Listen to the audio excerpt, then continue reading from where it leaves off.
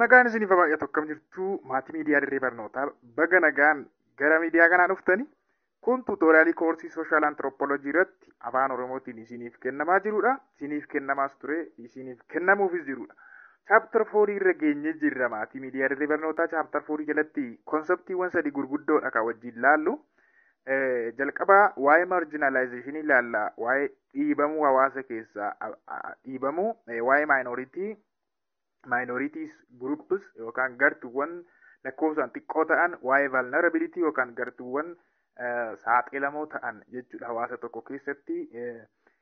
Konseptiiwwan sadiin kanadha kan wajjin laallu, hiika isaanii irraa eegalla. Paartii kanaan immoo definishinii isaanii ilaalla jechuudha. Miidiyaa dirree barnootaatiif haaraa warri taatan sabiskiraayib gochuu akka hin daganne biliis. Viidiyoo kana moortu laayik gootanii jalqabdan akkamitti natti tola seetan na jajjabeessaa, hojii caaluuf na qopheessa waan ta'eef jechuudha. Tuutoriyaalii faanaan obboleessa keessan oliyaat baratichadha kan wajjin turru. Paartii kanaan egaa kan wajjin laallu definishinii warra sadan kanaati, konseptiiwwan sadan kanaati jechuudha. Yaadrimeewwan sadan kanaa hiika isaanii ilaalla jechuudha. Marginalizationii maal jechuudha?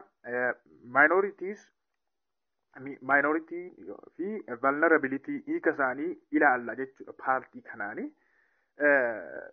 Definition of concepts hiika yaadrimee sadan kanaa ilaaluudhaan eegalla jechuudha. Marginalization jechuun yookaan dhiibamuu jechuun maal jechuudha? Garee hawaasaa tokko keessaa dhiibamuudha marginalization jechuun, yookaan adda baafamuu akka jechuuti.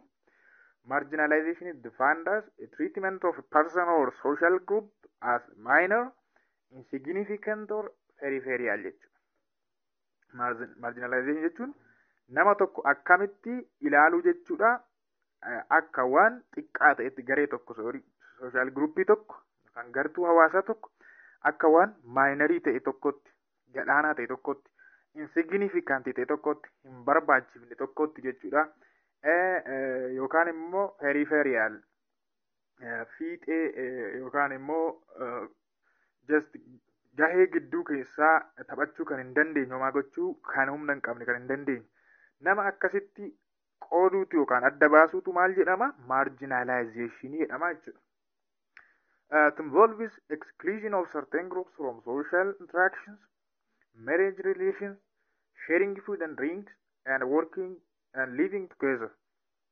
Exclude gochuudha certain groups yookaan gartuu hawaasaa tokko social interactionii keessa, hariiroo hawaasummaa keessa exclude gochuu, adda baasu qoodu.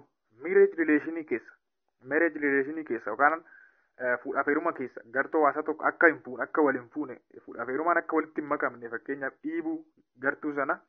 Sharing food and drinks, even wajjin nyaachuu dhiisuu, wajjin dhuguu dhiisuu gartuu hawaasaa tokko wajjin. And working and living together, wajjin hojjechuu dhiisuu fi waliin jiraachuu dhiisuu. Dhiisuu yoon jedhugaa qooduudha jechuudha jara sana. Yookaan adda baasuudha ofirraa, fiixeetti baasuu, kariitti ofirraa dhiibuu jechuudha. Kana involve godha yookaan hammata ga'a marginalizationii jechuudha. There are marginalized social groups in every society in the culture. Hawaasa kamuu keessatti akkasumas aadaa kamuu keessatti marginalized social group yookaan gartuun hawaasaa warri dhiibamoo ta'an jiru jechuudha. Jiru. Fakkeenyaaf women groups irraa ni dire hamma kan kaane groups irraa women yommuu fudhattan gender based marginalization inni kun tokko tokkoon ilaalla. Dubartoota, ijoolleen, age based inni kun immoo older people fi ijoolleen jechuudha. Sababii umurii isaaniitiin yeroo marginalized ta'an yookaan dhiibaman ni argina. Society fi culture baay'ee keessatti jechuudha. And the people with disabilities, namoota hir'ina qaamaa qaban are among marginalized groups across the world jechuudha. Addunyaa keessatti gareewwan baay'ee dhiibamoo ta'an, baay'ee namni adda baasu, namni qoodu, namni tuffatudha jechuudha. Gartuun akkam? Dubartoonni, ijoolleen, namoonni manguddoon yookaan namoonni dulloomanii fi disabilities, people with disabilities, disabled people, namoonni hir'ina qaamaa qaban jechuudha. It is a nature and level varies from society to society as a result of cultural diversity. Cultural diversity yookaan egaa aadaan baay'een akkuma jiru jechuudha. Aadaatti vaariidha jechuudha. Adda adda ta'a. Leevilii fi neecharii isaatiin uumamaa fi sadarkaa isaatiin adda adda ta'a. Aadaa tokko keessatti fakkeenyaaf dubartoonni ijoolleen baay'ee dhiibamu ta'a. Aadaa tokko keessatti immoo xiqqooma dhiibamu ta'a. Tokko keessatti fooyyedha ta'a. Wal caala jechuudha akkuma aadaan adda adda ta'uun jechuudha. Konseptii lammaffaan yookaan yaadrimee lammaffaan vulnerabilityidha. Marginalizationiin qoodamuu yookaan dhiibamuu gartuu hawaasaa keessaa exclude ta'uu eega ta'e. Vulnerability yookaan saaxilamummaan immoo maali? Saaxilamummaa akka guruppiitti amma gallaallu beekaa akka gareetti jechuudha. Akka gareetti. Vulnerability'n kan inni refer godhu yookaan kan inni ibsu the state of being exposed to physical or emotional injuries. Miidhama fiizikaalii ta'uu danda'a, miidhama qaamaa fi miidhama miiraa ta'uu danda'a. Miidhama kanaaf saaxilamuu jechuudha. Exposed ta'uu jechuudha. Vulnerability jechuudha. Vulnerable groups are people exposed to possibilities of attack. Gaan gartuuwwan vulnerable ta'an yookaan saaxilamoo ta'an kuni gartuu akkamiidha? Attaakiidhaaf kan exposed ta'an yookaan miidhamuudhaaf possibility yookaan carraan ta'umsa isaanii bal'aa kan ta'e harms miidhamaaf fi mistreatment yookaan karaan taaniin ilaalamuu wallaanamuudhaaf saaxilamoo kan ta'antu vulnerable groups jenna jechuudha. As a result they need special attention, protection and support jechuudha. Kanaaf egaa maal barbaadu? Xiyyeeffannoo addaa barbaadu, protection eegumsaa fi sappoortii gargaarsa addaa barbaachisa jechuudha. Gartuu kana maaliif attaakiidhaaf yookaan miidhamaaf mistreatmentiidhaaf harmiidhaaf dhiyoo waan ta'aniif saaxilamoo waan ta'aniif jechuudha. Fakkeenyaaf children and people with disabilities need special support and protection as they are exposed to risks and neglect because of their age and disabilities. Fakkeenyaaf ijoollee fi namoota qaama hir'uu yommuu fudhattan special supportive protectionii barbaadu. Gargaarsaa fi eegumsa addaa isaan barbaachisa. Sababni isaas riskii fi sababii umurii isaaniitiif jechuudha. Miidhamoodha jarri kun waan ta'eef jechuudha. Riskiidhaaf miidhamaaf saaxilamoodha waan ta'eef akkasuma immoo warri disabled people'n yookaan people with disability'n immoo sababii hir'ina qaamaa isaaniitiif riskiidhaaf baay'ee saaxilamoodha akkasumas neglected kan ta'anidha. Kan dhiifamanidha waan ta'eef kan bira darbamanidha jarri kun waan ta'eef jechuudha. Minority groupsidha kan laallu sadaffaa irratti konseptiin chaaptarii makanaa jechuudha. Paartii kanaan akkasuma walumaa gala isaa definitionii isaa laalla jennee kaanee beeka. Egaan minority'n immoo maal jechuudha? Minority groups yookaan gartuu hawaasaa ta'anii lakkoofsaan xiqqoo warra ta'an jechuudha. Isaan kuni minority groups refers to a small group of people within a community, region or country jechuudha. Minority group warri jennuun kun maal agarsiisa? Gartuu namoota lakkoofsaan muraasa ta'anii hawaasa tokko keessa jiraatan yookaan reejinii tokko naannoo tokko keessa yookaan biyya tokko keessa warra jiran lakkoofsaan muraasa warra ta'an jechuudha. Lakkoofsaan muraasa warra ta'an quantity-dha kun egaa. In most cases, minority groups are different from the majority people in terms of race. Egaan yeroo baay'ee jechuudha minority groupin kuni warra majority irraa wanta adda isaan godhu lakkoofsi isaanii xiqqaadha. Race, religion sababii reesiitiin yookaan qomoo isaaniitiin ta'uu danda'a. Sababii amantaatiin amantaa jechuun uummanni amantaa sana hordofu xiqqoo ta'uu danda'a. Ethnicitii sabummaa isaaniitirraa kan ka'e ta'uu danda'a. Language yookaan immoo afaan sanaa kan dubbatan muraasa ta'uu danda'u.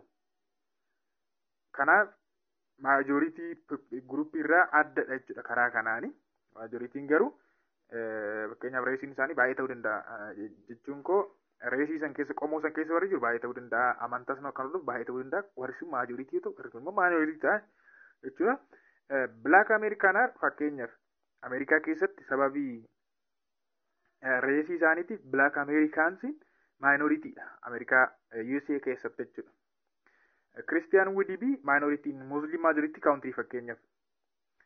Egaa maachuu keenya rileetiiviidha waan ta'eef jechuudha. Maayinoritiii maajoriitii rileeshnshiippiin kuni Ameerikaa keessatti fakkeenyaaf warri adiitu baay'ata, warri gurraachi immoo xiqqaa waan ta'eefidha.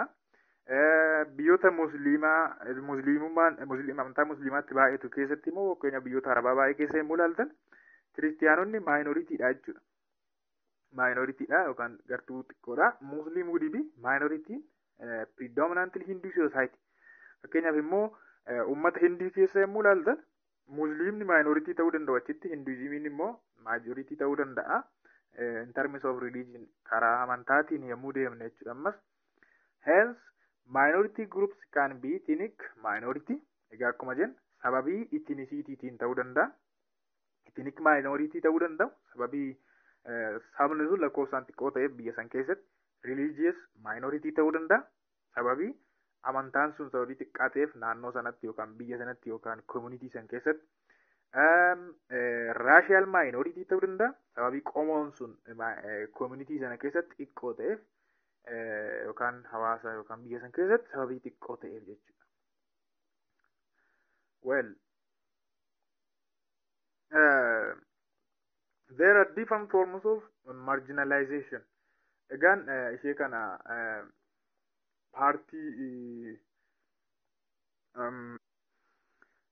paartii makanaan laallee xumura xiqqoo waan taateef mata dureen kun jechuudha. Asirratti kan laallu marginalizationiin akkuma isiniin jedhe kaa gender based ta'uu danda'a, sababii korniyaatiin ta'uu danda'a, sababii immoo hojiitiin ta'uu danda'a, sababii maalitiin ta'uu danda'a, akkasumas sababii umuriitiin ta'uu danda'a. Asirratti gender based kanatti daballeetu gara xumuraatti deemna. Occupationii faa kana paartii taanuun laalla waan ta'eef jechuudha. Gender based marginalization yookaan sababii maaliitiif, sababii saalaatiif, sababii korniyaatiif, baay'ee saalliif korniyaan adda adda interchangeabiliin itti fayyadame yoo ta'e dhiifama. Saalli kan mul'isu baayoloojiidha. Genderiin garuu social constructiidha waan ta'eef asitti adda baasuun barbaachisaadha. Korniyaa jennaan genderiidha, seksiidha saalli. Gender based marginalization yookaan sababii korniyaa isaaniitiif gartuuwwan dhiibaman jiru. Salphumatti tilmaamuun isin rakkisu dubartootadha isaan kun. Sababii korniyaa isaaniitiif gartuuwwan dhiibamoo yookaan immoo hawaasa tokko isaa exclude yeroo godhaman argina. Yeroo baay'ee gender based marginalization is closely related to gender inequality wajjin wal qabata jechuudha. Yookaan immoo al walqixxummaa korniyaa wajjin wal qabata. Al walqixxummaa korniyaa immoo jennu dhiiraa fi dubara yookaan womenii fi meenii akka walqixa hin taanetti ilaaluu jechuudha. Kanaaf kanaan wal qabata gender based marginalization. It involves discrimination on a group of people based on their gender jechuudha. Akkasuma immoo maal involve godha, garee tokko garee namootaa tokko discriminate gochuu yookaan qoodu maal irratti bu'uura ta'e genderii isaanii irratti yookaan immoo korniyaa isaanii irratti sababii korniyaa isaaniitiif yommuu discriminate godhaman jechuudha. Gender inequality mainly arises from socio-cultural norm and it is vary from culture to culture akkuma jenne sila aadaadhaa aadaatti adda adda haa ta'u malee baay'eensaa maalirraa kan inni arise ta'u yookaan kan inni ka'umsisaa socio-cultural norms yookaan duudhaalee socio-cultural sababii hawaasummaa fi aadaatirraan kan ka'e jechuudha. Achirraa kan isaan ka'ani girls and the women. Isaan kun marginalized groupidha. Dubartootaa fi shamarran jechuudha. Dubartootaa fi shamarran. Girls and women face negative discrimination in society across the world jechuudha. hawaasa addunyaa keessatti warri baay'ee marginalized ta'an sababii koorniyaa isaaniitiif warra kanadha. Maalidha? Tarii soosaayitii dhiirri itti dhiibamu jira yoo ta'e isin informina gochuu hin dandeessu. Ittiin dabala. Hin jiru actually beeku gaanii bakka itti dhiirri dhiibamu jechuudha. Yeroo baay'ee shamarranii fi dubartoota kan dhiibamu. Gender based marginalization is a global problem. Kun rakkoo addunyaa waati gaa rakkoo naannoo tokko qofa miti. Kanaafidha akka addunyaa waatti even seerri human rights keessatti seerri bahee tumamee eegumsi kan godhamu jechuudha dubartootaa fi shamarraniif affirmative actioniin karaa adda addaa jechuudha eegumsiin godhamaa fi rakkoo addunyaa waati waan ta'eefidha beekaa gender inequality yookaan gender based marginalization kun jechuudha. It involves exclusion of girls and women from wide range of opportunities and social services. Mal involve godha exclusion of girls and women shamarranii fi dubartoota carraawwan hawaasummaa keessaa akkasuma tajaajiloota hawaasummaa keessaa exclude gochuu dhiibu even hojii keessa ta'uu danda'a. Amma affirmative action karaa kana asirratti argamu. Well, again, they do not have equal rights in terms of property ownership and inheritance in many cultures in Ethiopia and the parts of Africa. Again, fakkeenyaaf ownership qabeenya horachuu keessatti ta'uu danda'a, dhaaluu keessatti ta'uu danda'a, inheritance. Kanaaf aadaa baay'ee keessatti Itoophiyaa fi akkuma Afrikaatti jechuudha equal right hin qaban dhiiraa wajjin. Equal right hin qabani, mirga walqixa hin qabani. Even qabeenyi baay'een harka dhiiraatti kuufamu yeroo kuufamu argitu dhaaltummaa irratti yeroo keessaa baafaman argitu aadaa tokko keessatti akka heeraa fi seeraatti walqixadha. Garuu aadaa baay'ee keessatti hin jira jechuudha wanti kuni marginalized yeroo ta'an argitu qabeenya warra isaanii dhaaluu irratti qabeenya horachuu irratti jechuudha. There are some customary practices that affect the health and the well-being of girls and the women jechuudha. Customary practices yookaan immoo shaakalliiwwan aadaa tokko kan fayyaa fi nageenya yookaan well-being dubartootaa fi shamarranii affect godhan jiru jechuudha. Negatively affect godhan yookaan kan miidhan ni jiru. Fakkeenyaaf these practice collectively are called harmful traditional practice or HTP kan jennuun jechuudha. Akkasina ni waamu jechuudha. Barteewwan miidhaa fidan barteewwan aadaa miidhaa geessisan jedhamanii jechuudha. Isaan kun fakkeenyaaf dubara kittaan maal kan of keessatti hammateedha. Well, dubara kittaanuu dhagna qabaa dubartootaa maaliin kun fakkeenyaaf harmful traditional practice warra jennuudha. Gender based marginalization wal qabatee jechuudha. Isaan kun fayyaa fi well-being kan nageenya dubartootaa fi shamarranii irratti miidhaa warra geessisanidha jechuudha. Gender based marginalization kanadha. Taansii kan laallu waa'ee marginalized occupational groups sababii hojii isaaniitiif gartuuwwan dhiibamoo ta'anidha jechuudha. Paartii taanuun kan laallu olee baratichaan ture tuutoriyaalii faana waan nafaana turtaniif ulfaadha. Yoo hamma yoonaatti sababii hin goone ta'e egaa Waaqayyo isiniif dhiisomaan jedhu nagaan naa tura paartii taanuu wal argina.